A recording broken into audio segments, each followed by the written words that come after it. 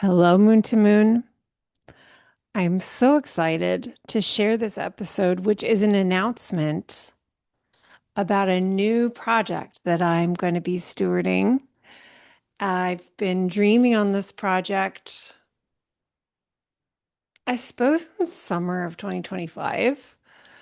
Um, the name didn't really gel until December 2025. And then I was just like, I guess I'll just begin whenever the moment gives me the space to begin. And that moment arrived last week, right on time. So the project is called Scopes Unshamed. Yes, as in horoscopes. Horoscopes Unshamed. I have been wanting to get back home to horoscopes. And yeah, let me give you the background. Okay. So I started my astrological practice with my very first client in May of 2020. No, 2018. Yes, 2018. I started my Instagram Cancer season 2018, started my newsletter in the fall of 2018. Okay. So then sometime in 2019, I noticed that the magazine here in Dallas, Texas called D Magazine, I noticed that they didn't have horoscopes. And I had been writing horoscopes for my newsletter, and really enjoyed it and found myself to be quite skilled at it. And I just, I honestly, when I look back, I'm like, I can't believe I did that. Like, that was so gutsy. But at the time, it was like, what are they going to do? I mean, they can just say no and then okay. Like, my life is exactly the same as it was. Like, I have nothing to lose. So I reached out and was like, hi, my name is Britten LaRue. I'm an astrologer in Dallas, and I noticed that you don't have horoscopes. Could I write your horoscopes for you? And it just so happened that the lifestyle editor was getting really into astrology. And so she was so excited, like that I relieved her of the effort of having to find an astrologer. And so we met for lunch. She kind of felt me out. And next thing I knew, I was doing these online horoscopes for D Magazine so that I insisted that they be new moon based. So on the new moon, like on the cover page of D Magazine online, there was like an image that was like linked to your new moon horoscopes by astrologer Britten LaRue. It was a huge open opening for me. And I loved doing it. And I felt it to just like kind of fall out of me. Like it was really pleasurable, really good practice. It was helping me, it helped me with my readings. I'm talking to all y'all astrologers out there. Like having a horoscope practice really supports you with your readings because you've spent time contemplating each rising sign because horoscopes are for rising signs, may it be known. So you have spent time with every rising sign and created language for that.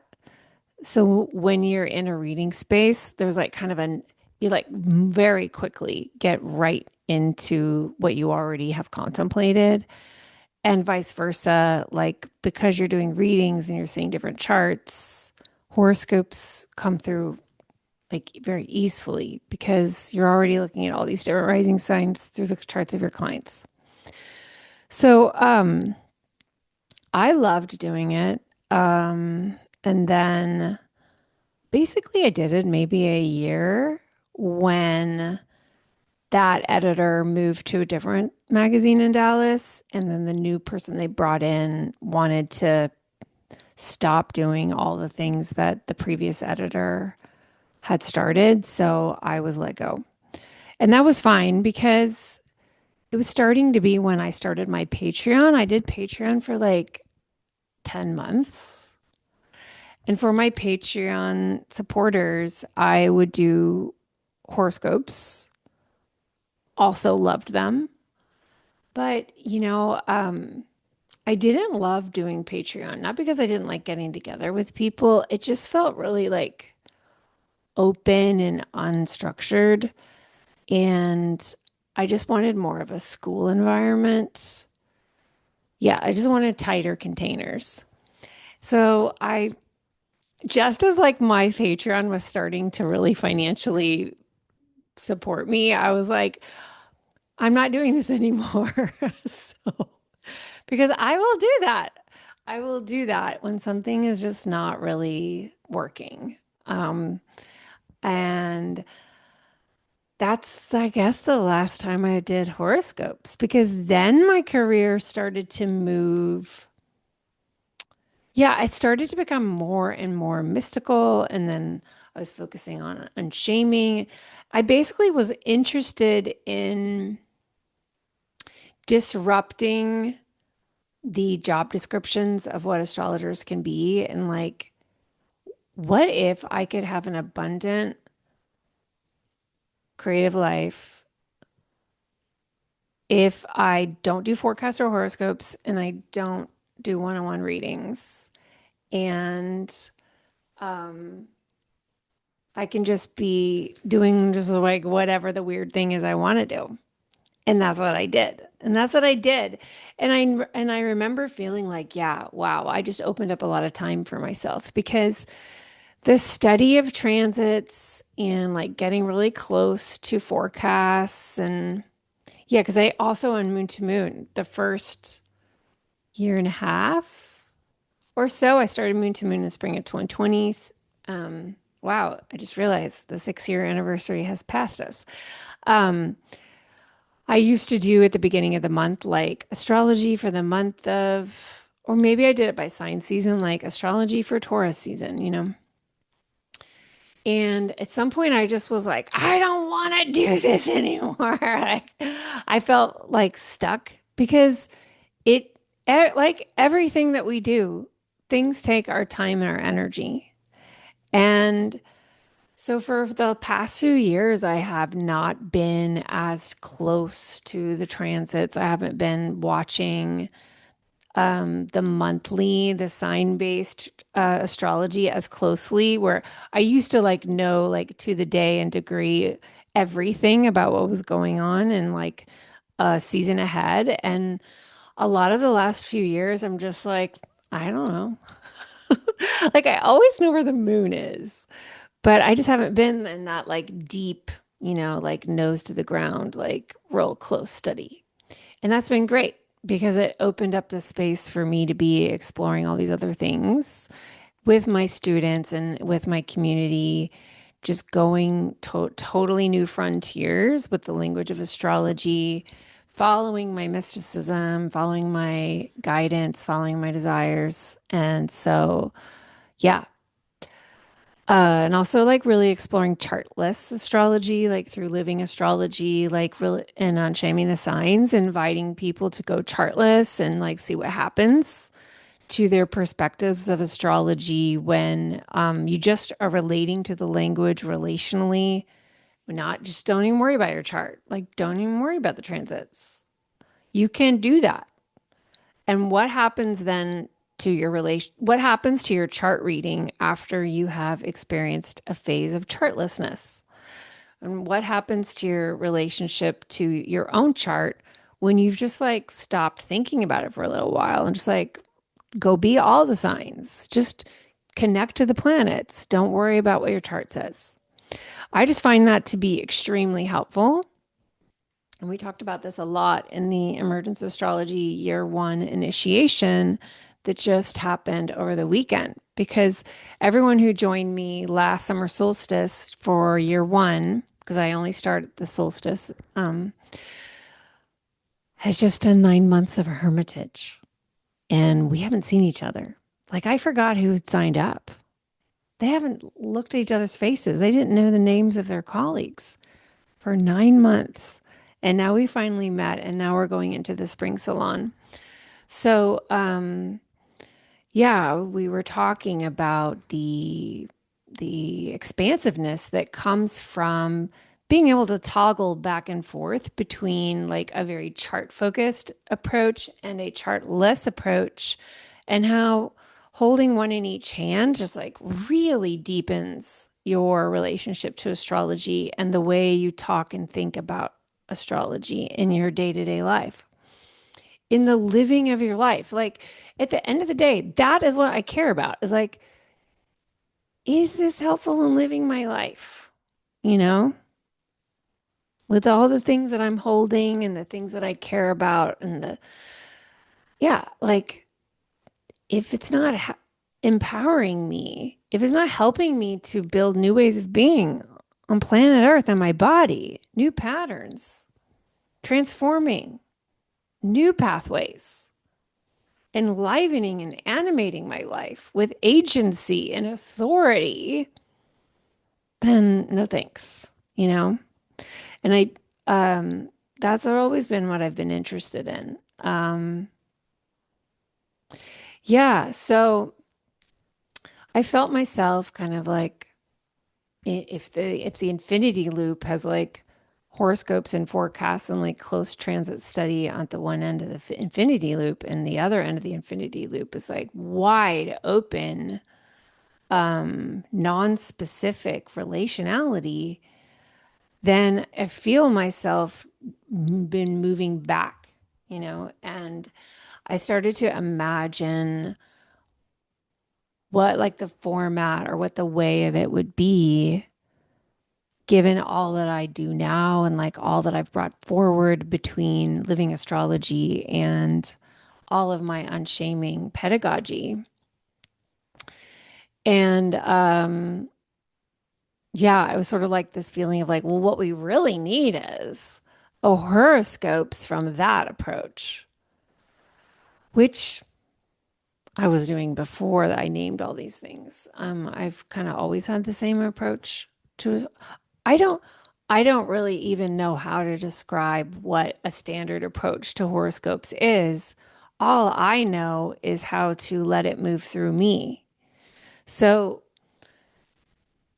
with scopes unshamed, as you receive it, as like with anything that I might put forward related to astrology, the listener will know better than me how to differentiate it from what else is out there, because I'm just sharing what wants to move through me.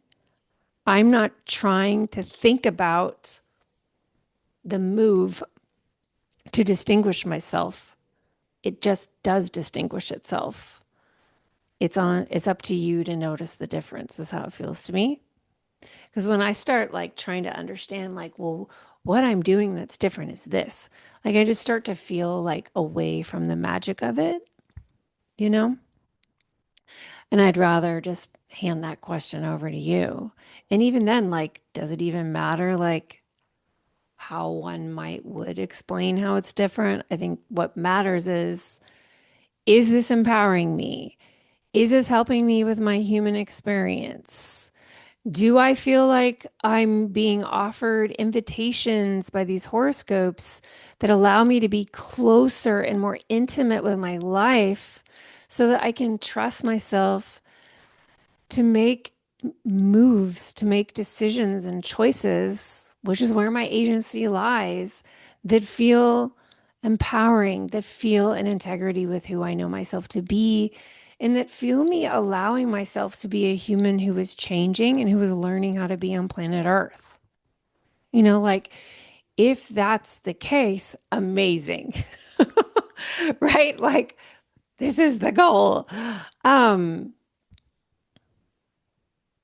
yeah. So Unshamed, I was going to call it Unshaming Scopes, Unshaming Scopes. And I shared this with Matt, my boyfriend, who many of y'all know from, you either know him or you've heard me talk about him. And he's been a copywriter for 30 years almost now, and is like a real word mage. He was like, love it, do it. One small tweak, if I may. It was like, yes, you may. Um, Scopes Unshamed. It was like, out the mouth of my love. Yes, 'tis the name. Scopes Unshamed. So I love that little reversal. It really helped. So then I was like, what's the format? I'm going to tell you, I'm going to be honest. Matt is really encouraging me to try TikTok for this. TikTok intimidates me because it's such a shorter format. And I don't know, I like to kind of unfurl at my own pace, like I don't know where I'm going and I just know when it feels done. So something about TikTok, I get a little worried about how edited and clipped it can be, but actually I can do anything I want. So you may see me doing Scopes Unshamed eventually in TikTok. And I probably will like start to experiment with that by cutting up some of the videos into shorter clips and throwing them into TikTok. I love TikTok as a browser, a learner, an audience. Like it is a favorite way to close the day. It's just like, TikTok time. That's what me and my daughter call it, TikTok time. And sometimes we like to sit together and share each other's current favorite TikToks and crack each other up. But I want this to live in YouTube. YouTube is where I started studying astrology. When I first got into it, my brother had shared the link to Chani Nicholas's old version of her new moon classes. She would do like one workshop at a time, like $30 or something for a new moon thing. And you get a set of recordings. This is before the app. And then he gave me links to different astrologers in YouTube. One of those was Deborah Silverman. And I just dove into YouTube. At the time, I really did not have a lot of pennies in my pocket. So, like, the free library that was there was amazing. I mean, I would just devour YouTube astrology content. And then as my career evolved and I started to have an Instagram community and newsletter readers, returning students, I just kind of like forgot about YouTube. I've been putting my moon to moons up there, as many of you may well know, because you watch me on YouTube. I've been doing that like at least a year, but it's been very like unstructured, no strategy. Like I can't be brilliant at everything at once. I'll learn how to be a YouTube person when the time is available for me to learn how to be a YouTube person. Um, and this just felt like, oh my God, this is perfect. This is perfect. We're going to do monthly Scopes Unshamed in YouTube. And it will be like that is so much of what I loved back when I got into astrology is the horoscope content. Of course, I also loved like placement content. I loved it when people would do things like um, the sun through the houses. And I do have a moon through the houses one if y'all want to go look for it on YouTube. It's from my moon to moon class. I included that recording in my YouTube channel. Um, yeah, like placement videos I would devour. Also like mythology of certain signs. I would devour that content. Yeah, it was so helpful. Like studying the planets one at a time. Yeah, I have a lot of gratitude to YouTube as a space because it was a free way for me to learn astrology. So Scopes Unshamed is going to be there. It's starting with April because that's just when it worked out that the timing opened. And it's perfect because that means we're starting with Aries season right on time. So it'll come out probably a day or two before the month every month. I had a blast. Like, I can't even tell you how much fun it was. And I had no notes. I would just kind of glance at the chart, like, okay, I know what's going on. All right, I'm ready to record. Go. And it was just like easy, intuitive, flowing, creative. Like, I don't even have to think about like, how am I going to weave shame and unshaming in? Like, there's no way I would not. Like, it's so central now to how I speak astrology. Like, this is just so easeful. It's such a beautiful way to just kind of like drop gifts into the space. So, listeners, if you love horoscopes, I hope you'll give them a shot. You may already have horoscopes that you're loyal to, and you're like, Britain, I already listened to so and so's. Like, I know I used to as well. Um, give it a shot. If you love them, please share because they're brand new. People don't know that these exist. People don't know that this is a resource that could be really supportive to them in their lives. So I would be so grateful if you would tell your astrology loving friends, like pass the link around, like no pressure, but I really enjoy this person's approach to astrology and she started doing horoscopes. Give it a shot. If you love them, please share them. And I would love for it to just be something that just grows on referral and people find true value in them because really excellent horoscopes actually like help you in your life, and they help you be there. But this is an emergence astrology approach that weaves in all that unshaming that's part of emergence astrology. So I have 4 cards in front of me. They're pretty big cards. So that's fun. I asked my deck 4 questions and I'm going to do a little reading for you about Scopes Unshamed from my tarot deck. So the first question I asked was, let us see Scopes Unshamed clearly. Let us see. And I got lust, a fave. Lust in the Thoth deck is like the strength card. But note that the number in the Thoth deck is 11, where in most decks, strength is 8. In some decks, justice and strength are reversed numerically.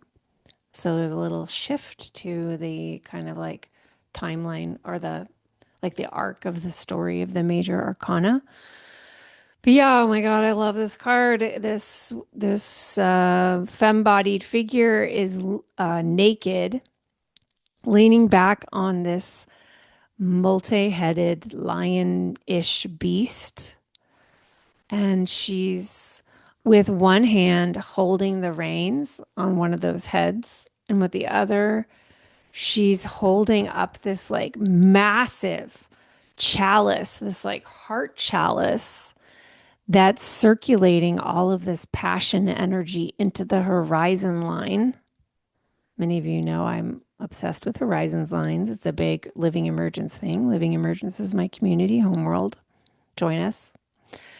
And she notably chest back, head away, neck open. It's like she's out of her head. She's falling back. This is like deep trust in the chaos of your own aliveness. Lust being that chaos, the chaos of desire, the chaos of the erotic in each of us. And that's not just sexual, sensual. It's truly like a sense of being wildly alive here. And yeah, so that's super sweet because it feels like it's speaking to both my as the creator's relational dynamic with Scopes Unshamed as a space to like really fall back into pleasure and just like let it roll and just like ride it, which is really how it felt last week. Yeah, like sometimes with horoscopes, this is true, and I'm sure I'll have months like this with Scopes Unshamed, but sometimes you're just like, gosh, 12 sure is a lot. Like it's a lot to have to look at something 12 different ways, you know? But then at the same time, like last week, I just remember feeling like I didn't ever want it to end. It was so fun. So hopefully, this is also saying that for you, the receiver, there can be a quality of just like laying back and receiving this invitation, lay back and receive the transmission, lay back and let it move through you and let it move through you in a way that's not mental, but that is embodied, that's somatic, that's feeling for resonance and like letting it hit you in a cellular way so that it can support you in how you're navigating your life. Because as many of y'all know, I mean, my astrology is not interested in telling you what to do or telling you like fixed meanings or exactly what to expect. It's really more about helping you to ask expansive questions and magical questions while you're in the throes of navigating your life, calling in maximum agency, authority, self compassion, and good humor to meet the life that's all around you, that what shows up within you and around you. Then I asked,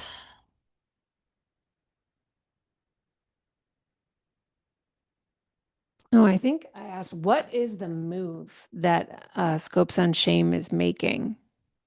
And here I'm like, I was thinking about this essay called Avant-Garde Gambits. Avant-Garde Gambits is an essay by, stay with me. I read this in grad school and it was kind of like required reading when you study modern arts. Um, Avant-Garde Gambits, Gender and the Color of Art History. Yeah, I definitely looked at Gauguin, Van Gogh, and Burnout. Oh, Griselda Pollock. Wonderful. Griselda Pollock was one of my favorite authors. So Pollock talks about how in like the avant-garde, meaning like the front lines, like the hot artists of the day in modern art, the gambit, which was like the strategic, clever move, was to reference the current thing that everyone was into. So if it's impressionism, like you reference the impressionism, and then the bold move is to then differentiate yourself to say like, and this is how I'm different. I am not them. I am me. And she framed this as kind of an Oedipal thing of like killing the father. And because, like, if you're doing something totally different, which is really what I've been doing with emergence astrology the last couple of years, it's not really in conversation with the current paradigm that everyone's talking about. So, whereas like horoscopes are inside the template of what people think of as what astrologers do. And so, what is the move that Scopes Unshamed is making? What's the gambit? It's funny because it's like as if I know. I'm going to have a pull a tarot card to tell me. The Chariot, another major arcana. So, what this feels like to me is that something to do with navigation. Um, I always think of Chariot as really being about navigating life. and like the ups and downs and this question of like, am I on the right path? Where am I going? If there is no destination besides death, how do I know where to go? If we're always emerging, what is the route direction that I take? How will I know when I've gotten where I hope I'm going? What will be the signals that I can celebrate that I've achieved, I've finished, I've completed the cycle that I believe myself to be in? Like I'm obsessed with these questions. I love Cancer. It's where my chart ruler Mars is. And so it's like for me, navigating all these things, it has to include the awareness that we're multidimensional and the past is always present. And so we have these different parts. And so if I'm going to talk to you about the astrology of the month of April, I know that I'm not talking to like a singular, entrenched, defined you. Like you have all of these multitudes, just like I do. And some of them are going to be afraid, and some of them are going to be pumped, and some of them are going to be angry, and some of them are going to go into freeze and like we have all these parts. So I like to talk about the current astrology in reference to the fact that you may have a part of you that's afraid of this, but you also have another part of you that's very up for the confrontation, that is like excited about the upgrade, that's calling in audacity. And I feel like that's really the really interesting thing to do with astrology is to hold all of that complexity and still bring forward questions that help us with navigating life and help us to understand like where do I think I'm going given how complex I am and how complex the ecosystem is and the fact that mystery is what there is, so I actually don't know what's coming. And we have all this shame, so what is the move of Scopes Unshamed? It's the chariot. It's that it's like a navigational approach that is in movement. It's animated, it's responsive, it's complex, it's nuanced. It's um also going to be like super honest and clear and like trust in you in your power to meet the moment. And like I I'm like uplifting and compassionate, but I don't like to reassure without naming like the true things that might also come up here, that like I trust that you have the capacity to hold all the truth that I'm saying, and that there's no shame in the fact that sometimes these hard things come up and it's uncomfortable. Um, and there are ways that we can do all of this. We really can. I do it all the time with my students. So, um, that's pretty fun. We got a Leo one and a Cancer card. Leo associated with lust, ruled by this Leo ruled by the sun. Chariot associated with Cancer, Cancer ruled by the moon. So the two luminaries showed up for those two cards, which I love. Okay, and then I pulled what is the outcome of Scopes Unshamed, just for me to know. I was going to keep this one private. And then I was like, well, since I really like this card, I'll go ahead and share. I got the star. The outcome is the star, which is just so sweet. I love the Lady Frida Harris drawing for this. This woman is like long limbed, reaching up to the cosmos and pulling like water down, life-giving energy down from the cosmos, and with the other hand, pouring in a chalice all this energy down into the planet Earth.